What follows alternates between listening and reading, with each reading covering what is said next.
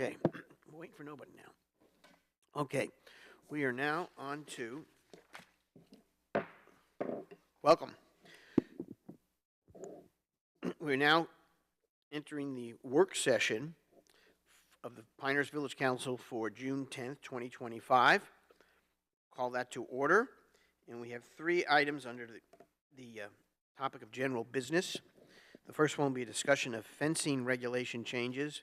The second will be a discussion on developing the travel demand model projections for the SMPO. And third, an update and timeline of the PDO modernization project. So let us begin with the discussion on fencing regulations. Doug? Yes, so last meeting we had several people come in and talk to us about fencing that they had put up to protect their foliage from deer. And from that, council directed us to put a pause on the enforcement of those issues. So we've done that. We reached out to them, said, you know, we're looking through this, hold off, although one had actually already complied. But as we move forward, I recommend that we let Kimley Horn incorporate this into their full comprehensive evaluation of our PDO. But as we do that, it might be helpful to give them a little feedback on what we are okay with and what we are concerned with. So I have a few pictures here, and maybe we can just kind of talk through a few of them. So this right here, we're going to ignore the fact that it's in the right-of-way, but other than that, we think that these prefabricated fences like this are probably actually allowed within our current fencing ordinance. Can you say that again? They probably are allowed. They probably are allowed. Because right now, we allow like iron rod in between, like, brick columns, things like that. So that could probably fall under the same authority and same Question, do we think those are temporary while these trees grow, or are these there in perpetuity? I mean, your guess is as good as mine, but I would say that's temporary. They are not the most attractive. Yeah, so there's those, which is probably the most attractive of the things we're going to look at. And then on this picture, it's a little hard to see on these scans, but this is basically your wire with rebar stakes, or T-bar stakes. So there is a lot of this around the village. If this is something we want to start enforcing, this will be sort of a big task and sort of something that might make people a little bit angry. One of these other pictures, this is a lot harder to see here, but this is basically chicken wire covering the whole garden. This is something that I think maybe we do want to avoid in the village, especially if it gets to the point where it's kind of sagging and hanging down. It looks pretty bad. And then, just to throw a big wrench into it all, there's these weird net things that people put out to keep their plants and trees safe from, I don't know, that probably keeps it from all sorts of different bugs, but I would guess deer as well. I think that would have won Miss Congeniality because these are kind of tall, but there's a lot of these wires and stakes that they're only like 2.5 feet tall. It's like, that's not stopping a deer, and the rabbit's getting under it as well. So I don't actually know what the purpose of it is, but there are a lot of those around the village. I have seen a lot of those. I would start in a maybe slightly different place. In the historic district guidelines, there's a differentiation between things which are permitted on the street-facing side of the property and things that are permitted, quote unquote, in the backyard. Yep. Deer don't care. Right? If they find something they're going to need, where you've got planting in the front of your house. But I think we may want to consider a different standard for that. I mean, I agree with Pat, leaving aside the issue of the first picture you showed being in the right-of-way. That's not a great look, but it's certainly a better look than chicken wire wrapped around the thing. These are all aesthetic concerns, and it can be difficult to write an ordinance, if you will. Mm-hmm. But I think we may want to give some, there's not going to be a perfect solution to this. I think we can make significant improvements. We can try to help people out as best we can. Let me pose a generic question. Is there a lot of options out there in the fence industry that are much more attractive and it's still effective than what we see here. You know how when you go on the internet, all of a sudden you find something and say, "Oh my gosh." But, I mean, this is probably the most attractive, that it's prefabricated, it's, black powder coated. Other than this, you're like probably looking at a mini greenhouse type of thing, as far as protecting plants. So I like John's suggestion. That might be something we look at. Like, you can't do it in your front yard, but maybe you can do it in your backyard, something like that. Kimley Horn could look into that, maybe take that into consideration. This, what I will call fencing for foliage protection. This was my attempt at a draft ordinance. I don't think it's perfect, but what I was trying to get was, yeah, we'll probably allow some thicker wire that, T-bar staked, as long as it's not sagging and falling down, but we don't want chicken wire. But again, this could be a little touchy for people, so if you want to provide any feedback to Kimley Horn, they said they'd be watching tonight, so make sure you only say nice things about them. So what I'm understanding here is that what we're trying to accomplish is some sort of protection to keep the deer from eating the plants, and also to have some semblance of aesthetic control. Yeah. Okay? Right. And I don't think I've got any more knowledge about the fencing business than you do. Nope. So I don't really know the correct answer.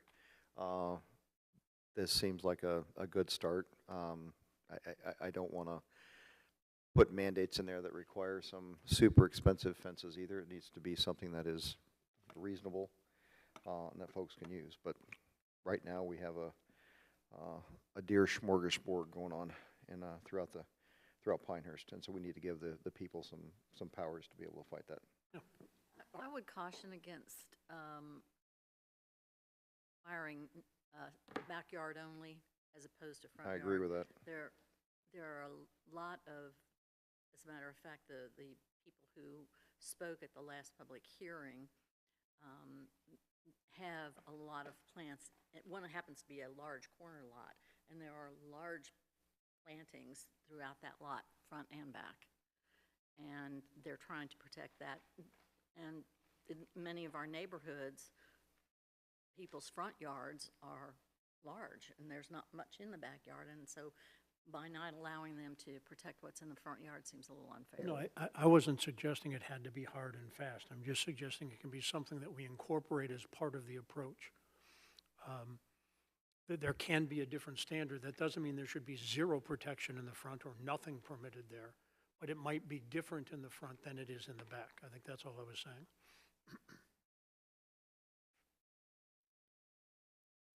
The only thing I found objectionable in the pictures you showed there was sagging chicken wire. Again, the other stuff that's fencing around there, it seemed reasonable to me, let people protect it. And I know that we got a lot of front yard deer in Pinewild, so I'm not sure if they. 6:30 last Friday morning, there was a deer in the house next to me in the front yard. Yep. And I suspect Pinewild has, in fact, I know they have a much more severe problem than we have right in the village proper. The scarecrow option sheet is that I guess does that fall within our scope of acceptable or? Well, so that is not a fence, and so it wouldn't be under our fencing ordinance. Gotcha, But if gotcha. we would like to somehow address this now, we can do that now. I don't want to address it now. I got no problem with them doing it. What did you say? I don't have a problem with that. It's intrusive on, I see no reason to try to mandate that cannot occur. Okay? I'm constantly just in search of some thing that people won't comment on. Or that's the perfect situation. I don't know how to get there. I keep wondering if there's some other community in the whole country that has come up with a solution, but I gather no one's said, hey, why don't you just copy what's their names? Yeah, I've never heard anyone say that to me. I don't see nets on trees as a way to degrade our property values. I don't think it affects the community in a negative manner, so. I will also add, those are obviously going to be temporary, and Yeah. those are young trees that they're on, so, they're not going to be on there for years. Wouldn't think they'd be all that effective, but if the people want to do it, that's not my money. you know. Exactly. Keep searching. I mean, I feel like that's enough direction, unless there's something burning that you want to say. I will turn this over to Kimley Horn and let them give us their best shot. I agree. Ask them to be creative, and they may know so much about this that we never even imagined, and regarding. I would be surprised if they don't have a library of other municipalities they've consulted to, and they can pick and choose things they think will be helpful, so. Certainly true, but we are a very unique community, so sometimes copying and pasting doesn't work the best. But there may be communities who've done things that we don't want to do. Yes, That's also yeah. possible. The iron fence, the one that looks like it's in the right of way. Yes. Yes. Now that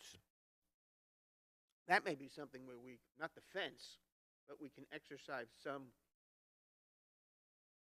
oversight as to it being in the right of way. Is that not appropriate? The good news is your fencing is fine. The bad news is you have to move the trees. Yeah. I mean, it does. Yeah, that's my only comment on that. Yeah. I've seen those, but I've never quite seen them, like, entrances to the driveway. Put it that way. Sure. We could also, and Kimley Horn can consider this, like, for the first 2 years of the plant's life, but then who's going to be managing that? Like, we're not going to keep track of when stuff was planted, and things like that, so. Have them count the rings or Yeah, something? right, yeah. All right. Well, let me just ask Dr. Morgan and Barb if they had any other thoughts in the deer population topic, if there's any new comments from residents, or is there anything more you can enlighten us with? Feedback I'm getting is that most people don't want to engage the wildlife, the North Carolina wildlife, to terminate the deer. And I understand that. Also, it's a big thing for a neighborhood, so you end up having the possibility of a deer getting shot and then going into somebody else's yard, and that they didn't approve for the hunting and that kind of stuff. The only thing I've heard is from mostly these people are either in Pine Wild or live near it. And since the clearing of Pinehurst number 5, I guess it is, they all seem to think there's been this big uptick, and it may well be, of deer through the neighborhood. But that's the only comment I've heard. I've heard that, and I would tend to agree that there seems to be a slight uptick, but that's purely anecdotal. But I think we also, as a village, are going to take some steps in West Pinehurst Park. Should be at least modestly helpful to Pine Wild. I'd hope. So to that point, we applied, but it was late. It was like January, and the hunting season was over. The state actually never even responded to my attempt to do that. The season opens again, their application in August, so we can reach out to them. That's coming down the road, and Yep. Okay. Barb, you have anything else to say? No, I think the people who spoke last meeting made it perfectly clear they had nothing against the deer, but we need to do something to protect our plants. And I think by doing that, you'll end up getting the deer herd to go down some just because you're taking away their food supply. So, Okay. would feed them. All right. Hearing no other comments, we can move to item B, travel demand model projections for SMPO. Doug, do you want to lead us? Well, actually, I didn't have much more than John actually already talked about. So, Well, but I'll pull these up because I think they can be helpful. So this is what the SMPO has asked us to fill out based on the different zones. And so I'll switch the map real quick. So these are the different zones within our SMPO area. The village here is whatever, this light orange color. So I think Pat mentioned earlier that some of these zones cross over multiple jurisdictions. So like this 167 is Pinehurst County and Foxfire. So there will need to be some coordination on what projections we make for that area. But what we've been asked to do is to look at this data that was, it's actually purchased data from a company that consolidates data and economic data. So they have it for 2022. We're supposed to come up to what we think is the current for 2025 and then make the projection on what it would be in 2030 and then also in 2050 or 2055. Let's leave the chart there for a minute. Their 2022, is this make-believe numbers, or is that data they have from Pinehurst from then? This is zone 228, so I don't Oh, know it's a which one it's a that is. particular zone. Okay, that's what threw me off. Yeah, I don't even know where Okay, 228 because- is. So if we are, we must be in several zones, because we do have some hotel units. We know that, and we do have some hospitals, nursing home or so, and then we obviously in our, I think I recall the number of 10,000 being the number of households we have in this community. So my concern is one of accuracy, the best accurate data we can have that we provide. Because, you know, recently, I don't know if we discussed it or didn't discuss it, but I know this must be accurate because I got it from the pilot. So let me, I call pandering.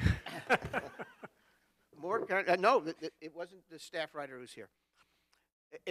The title here is New Census Data. Moore County continues to see growth by the intrepid Anna Rosano. It's very good. Very, very good. Now,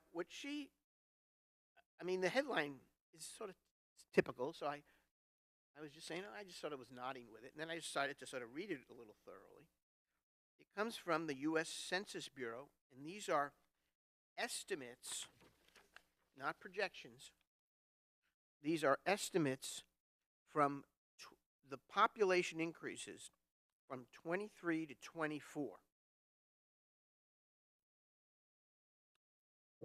So this is not a projection. They're not looking down 10 years or 15 years. They're saying this is last year's estimates based on the data they have. The number of residents in Pinehurst increased by a total during that year period, 23 to 24, of 25 people. It's right in the article. That's what caught my eye, and I started to do some research. That's obviously it's an increase of 0.1%. Now, I would have.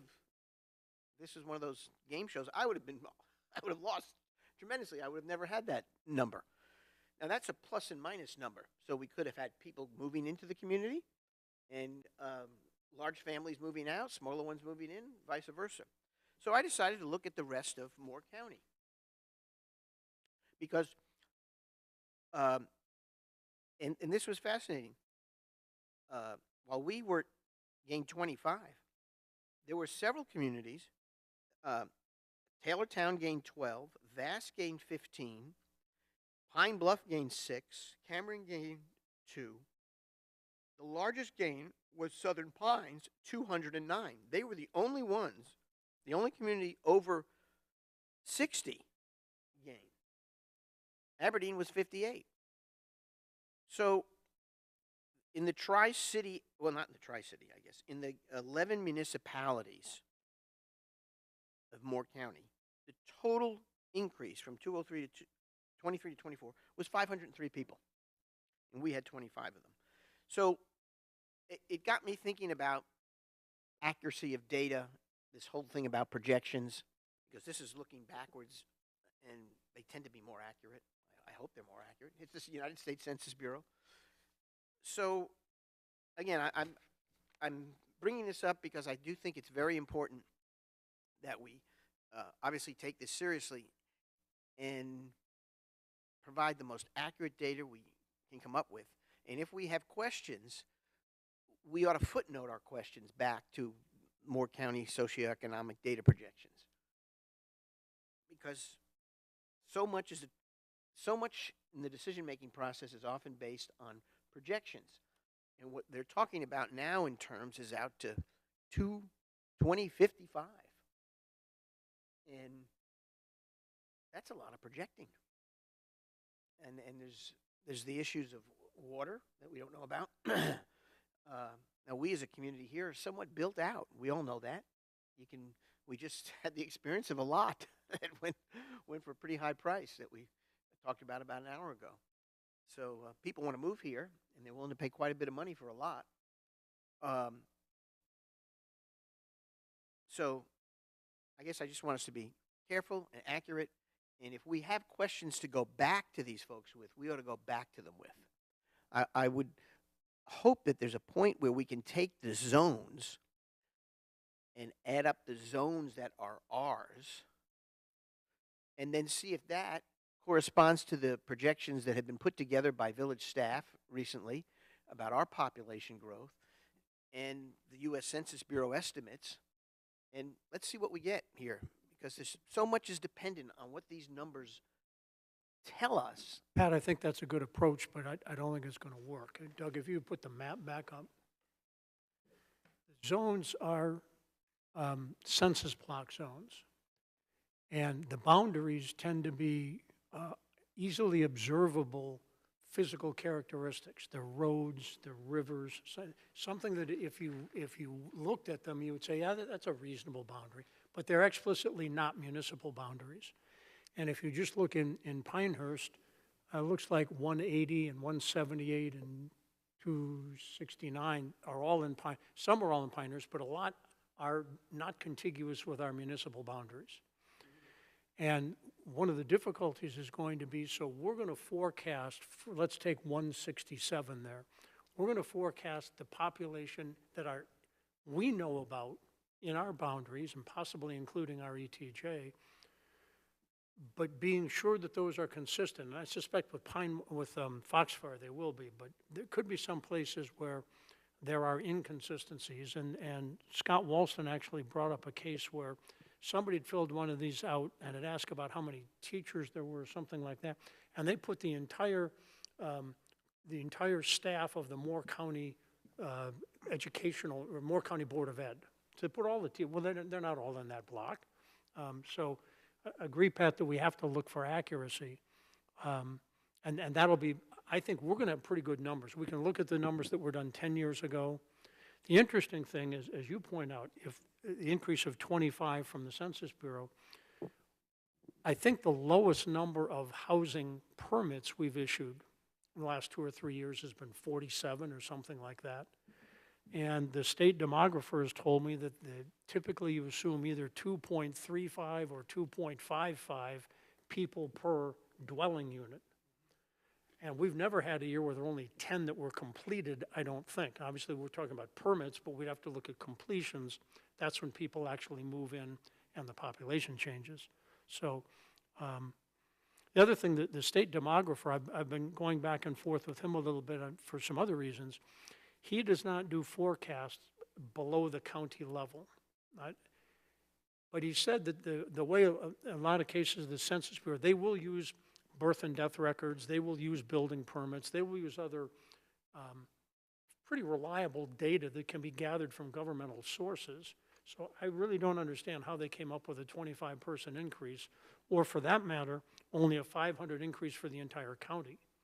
Well, on a base of 108,000, something like that, is much below the growth rate that the demographer has been projecting to get to his once upon a time 180,000 number, now 172,000. Well, I agree with, I have those same concerns. And let's see if we can drill down here. Maybe Doug, you can help us on this. If you go to 228, the zone on that map right now, that's the one that's on the form with the data from several years ago. I haven't found it yet. Well, you know where it is? There it is. Right here. Okay, Doug's circling it. Okay. What is that building in there? That's not a building. That's a part of, it's a donut hole in Southern Pines that's not actually in the incorporated Southern Pines area. So Could that be the Weymouth, the preserve? I I think that's further out here. So this is Highway 2 running through down Midland. Right. I think this is probably, that's Walker Station right there. So that So- is not, that's not even with us. So if you go back a slide or two, Yeah, this was just the sample that Scott gave at the Okay. meeting. So this is, 228 is the Southern Pines. okay, so it's not ours. Yep. Okay, that's helpful. One thing I'll throw in there that you might want to look at is that on the CPRC, I mentioned that earlier Yeah. on. We did get a briefing, an economic briefing for policymaking from the Keenan Institute. Okay, and it's nonpartisan, but they work on projections, a lot of economic stuff that's on there, and I think they're not same name, but it's not part of the, as far as I know.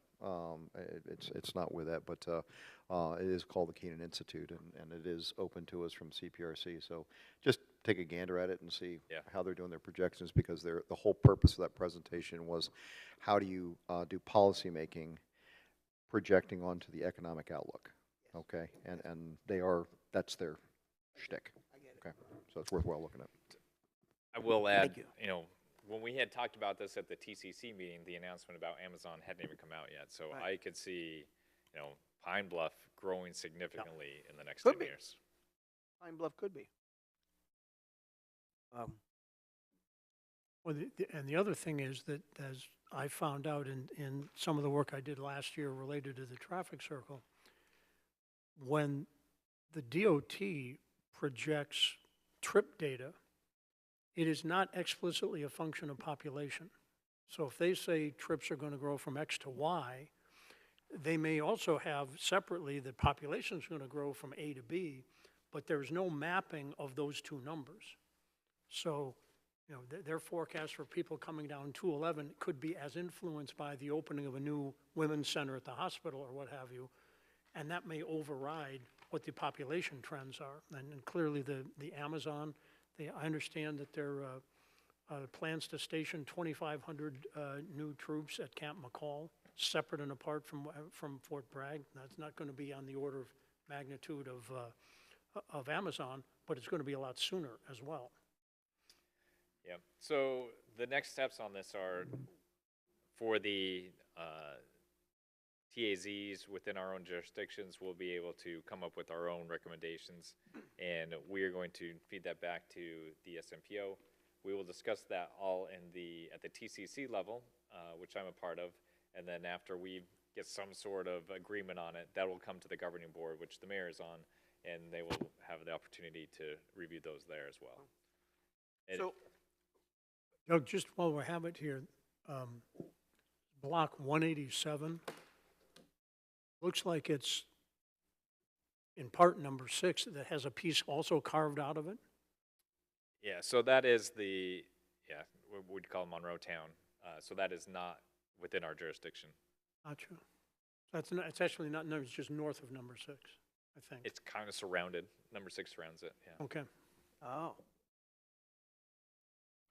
So, yeah, 187 is basically the number 6 neighborhood in Forest Creek. oh, okay.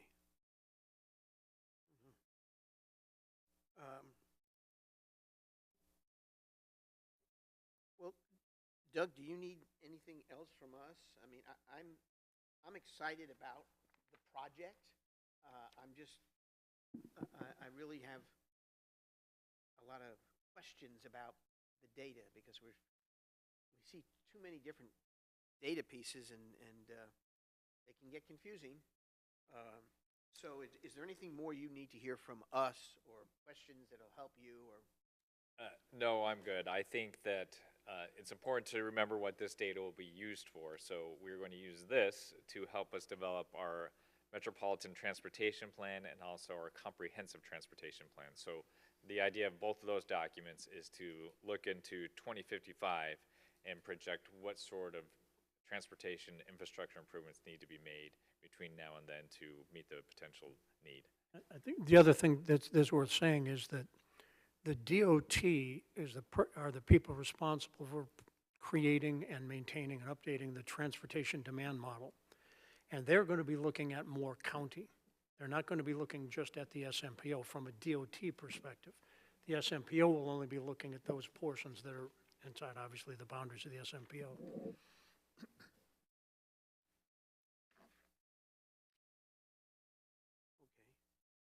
All right, let's go on to the PDO. Yep, so um, we've talked about the PDO quite a bit, but I wasn't sure how much you're aware of where we currently stand on it. So we throw this agenda item on there so we can discuss it a little bit. So the focus group met a couple of times earlier in the year, provided some direction to Kimley Horn as well as staff input. And now Kimley Horn has drafted some chapters, which staff had the opportunity to review, and they recently provided that feedback back to Kimley Horn. And on June 18th, I think, is the next scheduled focus group meeting. And so there'll be the opportunity there for that steering committee to provide the input on those draft chapters that Kimley Horn has looked at. And Kimley Horn continues to draft more chapters, which will continue through the same process. And our hope is that we can get through a developed draft UDO by September, and we can have a community meeting in August to share what we have, so that a draft will be available at that point. We can have the planning and zoning public hearing hopefully in early October, and the council adopt it in late October. Okay. Question, is the community meeting one meeting, or is it a couple of meetings? I kept thinking they told us to be more than one. I forget what the contract says exactly, so we can. Anybody know? Okay, well, you can let us know. I'm just, August meeting can be tough, but, and I would encourage us to make sure we promote things and keep people informed via the website, so that nobody can, it's not uncommon to get comments that, geez, I didn't know about this, or so on and so forth. And so the more public awareness we can raise is probably helpful. Because this is the first time we will have gone through this in how many years? 6, 7? Oh, more than that, over a decade. Okay. So that should be one of the lead-ins, that we haven't done this in a decade, and here's your chance, citizens. So in July, do you expect any meeting to discuss this with the council, or we going to just wait till? I don't think there will be a meeting necessarily for council to discuss. Okay. I think July-ish we should have a fairly good draft of what it looks like, especially if we're going to be kind of presenting something to the public in August. So Okay. at that point we can share whatever the draft looks like with you. Okay. If that works, I don't know. Anybody have any other Okay. feelings? I just have a question. The staff has already seen the first iteration of the PDO update. My understanding was that the focus group members would also see that material, but we have not yet. And I think they're planning a June 18th meeting. Yeah, I think the intent is to give it to you and review it at that meeting. So I don't know if, I don't know if it will be sent out via email beforehand, but Okay. I can talk to Alex. But that is the intent of the 18th meeting. I have two, kind of a granular question and a much bigger question. Alex, from time to time, had referred to also the engineering standards model. Is that deemed incorporated in the PDO, or will that No, be a it'll kind separate of be doc- after. Is that part of our contract with It is, Kimley yeah. Horn? But we're not on any, as much of a timeline as we want to be for the PDO update. Correct, yeah. Secondly, I view the PDO, whenever I've tried to burrow into it, as an intensely technical document. Also known as boring, but yes, yeah. Highly recommended for those with insomnia, yes. Yeah. But I'm almost wondering, so now we have a new document. It's a pretty lengthy document. We're going to get a red line? How am I, as a board member, getting this for the first time in September, going to be prepared in 30 days? I'm not even sure I could read it in 30 days. And even if I did, I'm not sure almost don't feel like I have the background necessary to read it with critical understanding. Yeah, that's a fair point. And in a way, that's staff's role is to have the critical background to be able to read it and understand it and make comments on it. I don't think we'd be able to do a red line. I think there's going to be too many changes that wouldn't even be possible. That was my guess. Yeah, I think what we can do is provide a high level, these are the changes, these are what they mean, you can watch for this, and I think that will help council a lot as you I look think through that'd it. be very helpful. And as a follow-up to that,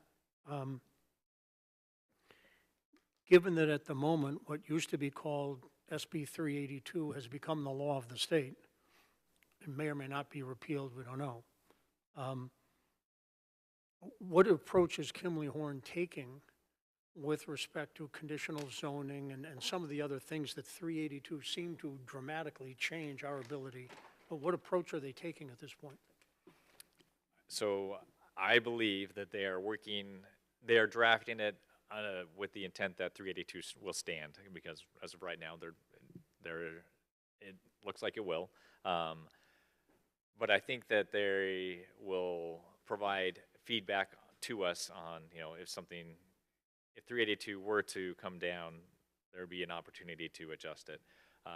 So that was kind of garbled, but the zoning map, I don't see changing very much because of 382. And I think that will mostly stay in place. And in a way, it makes this process a little smoother and a lot less variables within the process. But I don't know if that answered your question.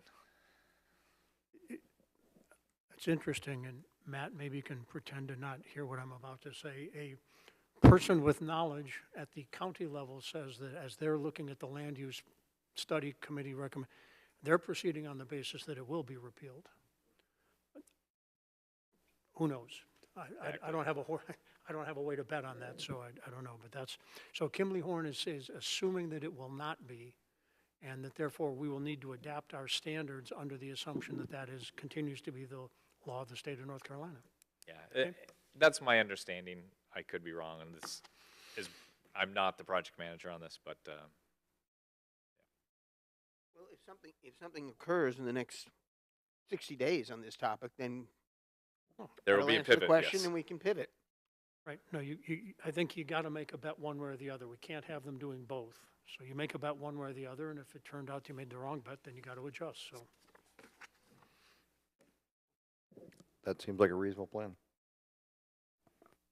Okay, so you'll be sure to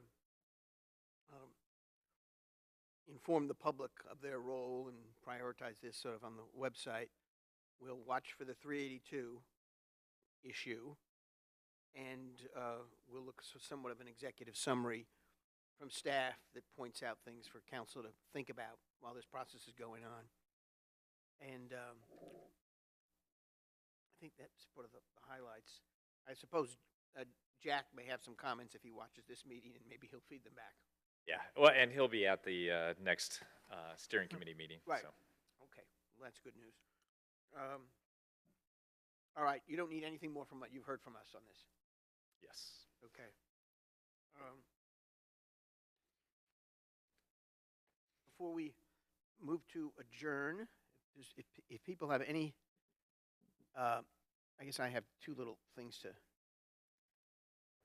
check on, so to speak. Our next meeting will be, well, the budget will be behind us. We will be on the eve of July 4th. And I think it'd be good if we could get a library update at that meeting, as well as the intersection update, and there was one other, and probably will there be some more new information on the STR topic? Well, I can update you now. We sent out notices of violation this right. morning, so Okay. how many? dozen, I think. It came down from the initial list. Yeah, I think we were at 18, and then there were, as we dug into it more, some of them had some justification, and they were able to bring it in. Yeah, I think, Doug, you mentioned in last week's weekly report that initially we thought we were actually going to be putting out bids this week. That's delayed at least a day or two. Yeah, so the last I talked to the architect, he didn't actually expect the design back from the engineer until the 20th, but he was going to try to expedite that a little bit more. So it will not be going out this week, the bids for the library. More than likely not next week either, if it's not going to be back till the 20th. Yeah. And then I hate to be a bearer of bad news, but I don't think we want to put it out the week before the 4th of July either, so, or at least not. You can put it out, but you may But need to extend the extend it, time yeah. for responses. Yeah. Okay. That's the STR. Is there anything else end of fiscal year that you're going to want to have on the June 24th meeting that we need to think about? Just the final potential budget amendments that council will approve, like you did today with the, in the consent For agenda. 2025. Those are small, minor ones, yeah. That's the 2025, right? Yep. The only other thing is, as you make notes for potential topics for a strategic planning retreat, if you can put down the topic I mentioned about whether or not the committee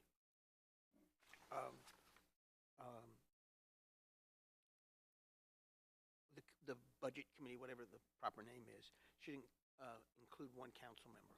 I think it's worth a discussion. I don't have a strong feeling one way or the other, but I will add, so if we're looking at topics for the next meeting, our compensation study consultant is coming in to present his findings. oh, and- excellent. And dovetailed with that, we have some recommendations to our benefit policies that we'd like to bring forward.